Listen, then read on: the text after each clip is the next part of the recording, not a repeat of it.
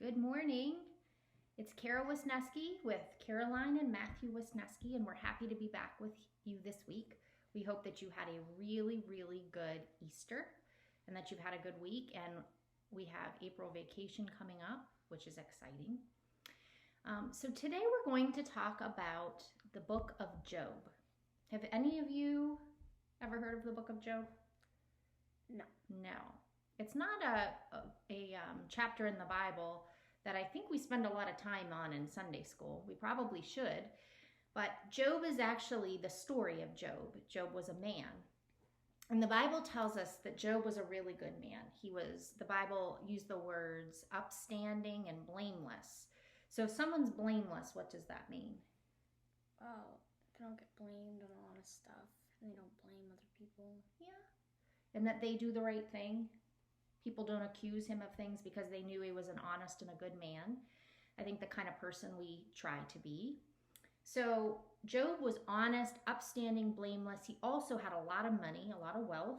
He had a lot of livestock. Back then in Bible times, having livestock was really important. And he also had a big family, which is still important today, isn't it, to all of us? So to get to the really important pieces of the story, I'm going to give you both some candy, and I'll put it here, but I don't want you to eat it, okay? I'll give her some. Okay, so there's your candy, but don't eat it, okay? So the story of Job is really a story about hardship. Who knows what hardship is? Do either of you know? Tough times. Right, tough times. When things are not going well for us. That's what hardship's all about. So Job's hardship was really bad hardship. He lost, so here's your candy. I don't know if you can see this, but Job lost his money. His money went away. He lost his children. He lost his livestock. He lost his wife's loyalty. She stopped being loyal to him. He got sick. He wasn't healthy. And when his friends came to try to help him, they didn't help him so much. They started asking him, what did you do to lose all of these things? You must have deserved this. So Job lost, do you have any chocolate chips left? No. Job lost nearly everything. He was still alive, but by the standards of our life, when we have stuff, he lost everything that he had. So, were you disappointed when I took your candy? Yeah, it's better to eat candy, isn't it? It's no fun to get it and have somebody take it away. I think in life, we hopefully have the point of view or the perspective that good is coming for us, right? When we get up in the morning, do we expect to have a good day most of the time? Yeah, we think things are going to go in a positive direction. And when things don't go in a positive direction, that feels disappointing. Or anything else you can think of how it might feel? No. Does it make you feel happy? No. Sometimes frustrated. So have you ever lost anything or felt like you had a hardship of some sort that you can think of? Can you think of anything? When things weren't going your way or they didn't go the way you expected? Last night. Oh, yes. So we had a rough night last night, didn't we? Yeah. So sometimes we kind of get grouchy with each other and we don't get to do the things we wanted to do. Yeah. Is that what you mean? Mm-hmm. Can you think of anything, Caroline? Hardship? So what do you think about being at home? Has that been a hardship? Mm-hmm. How has that been a hardship for you? Well, I love my family, that's for sure, but I never knew I'd want to actually go back to school. Yes. So we miss school, don't we? So it's kind of a hardship to be stuck at home. It's not something that we really like to do. We wish we could go to school. We wish we could go to church. We wish we could see our family and friends and spend time together. So I think the big lesson in the book of Job is that when Job lost everything, when we don't get what we want, or when we're disappointed, it can become really easy to get grouchy and grumble, right? Does that ever happen to either of you? Yeah, it happens to me a lot. And this week, I think the reason I thought about the book of Job is because I was catching myself grumbling a lot. I was complaining about things. So I was feeling frustrated that April break was coming, and it doesn't really feel like April break. What do we usually do over April break? Grandparents usually come because they live the way in Pennsylvania. Right. So we like to spend April break with our grandparents, with Matthew and Caroline's grandparents. We like to sometimes go there and we visit with our family, and then we can see our cousins and aunts and uncles also.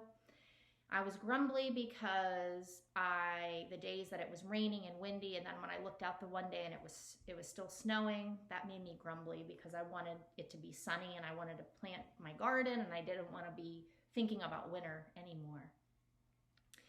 So it's easy, I think, to become grumbly, but Job didn't do that. Job stayed positive. In spite of all that was happening to him, he didn't blame God. So sometimes it's easy to say, why are you doing this to me, God? Or you must not like me, God. But that's not why these things happen to us. And Job realized that. He didn't blame God for things.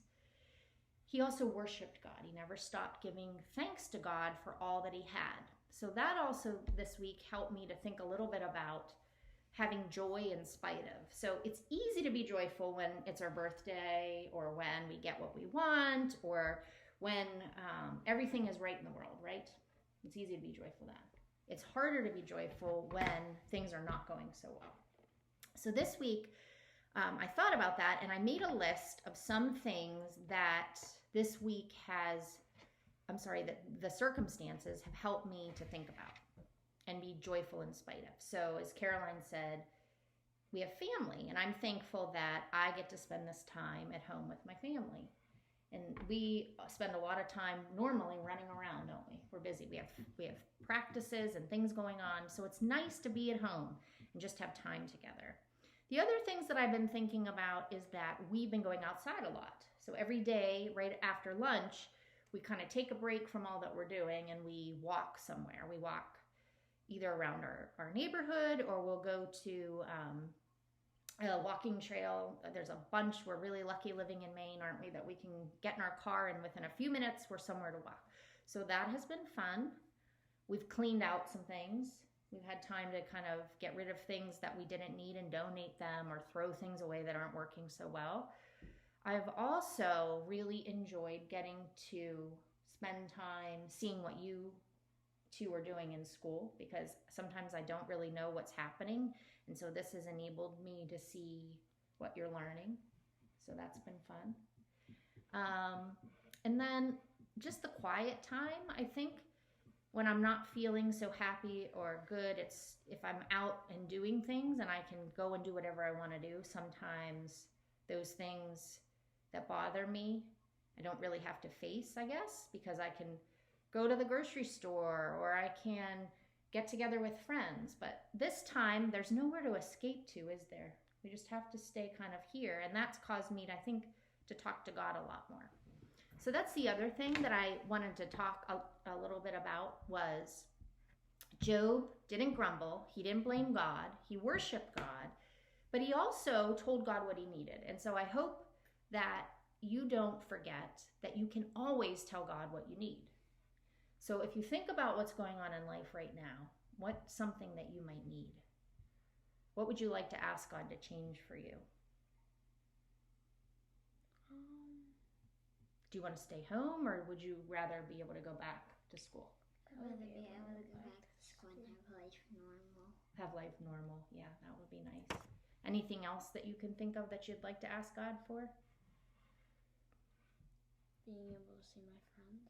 See your friends. Yep. So it's always important to remember that we can talk to God about the things that we need and that we wish would happen for us. And one time I was having some difficulties and I was talking with Pastor Janu, and he reminded me that it's okay to just be yourself and let God know what you need. And don't worry about the way it comes out or how terrible it all sounds, because God knows it anyway. But sometimes it's really good to just get it out. So when you're feeling down or when you're in a time of hardship, it is important to not grumble, and it is important to worship, but it's okay to also talk to God and let him know how you feel. So Job's story has a really happy ending. After the period of hardship, things for him turned wonderful. He actually got, it says in the Bible, I have my notes here, it says that he got 14,000 sheep, 6,000 camels, he got 1,000 yoke of oxen, 1,000 female donkeys. He had lots of children. I think it said he had 7 boys and three daughters. And he lived a very long life. So he got to see his children's children and his grandchildren's children. And I think that God blessed him beyond what he originally had.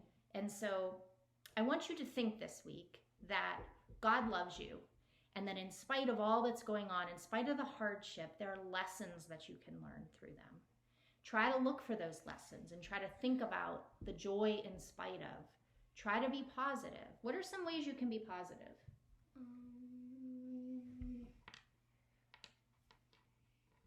You help around the house. That makes me feel good when you pitch in and help. Going outside helps. Looking at the blue sky helps. Calling up a friend, calling up a grandparent or somebody in your family. All of those things help. So don't forget to try to take care of yourself and to thank God. So let's say a prayer together before we go. Dear God, we thank you for this day, and we thank you for the hardship that teaches us lessons, that draws us nearer to you. Help us to not lose sight of that this week. We love you and we thank you. Amen. So, as Job got more after losing everything, I'll give you a little bit more candy too, okay? All right, have a good week, and we'll see you next time. Bye.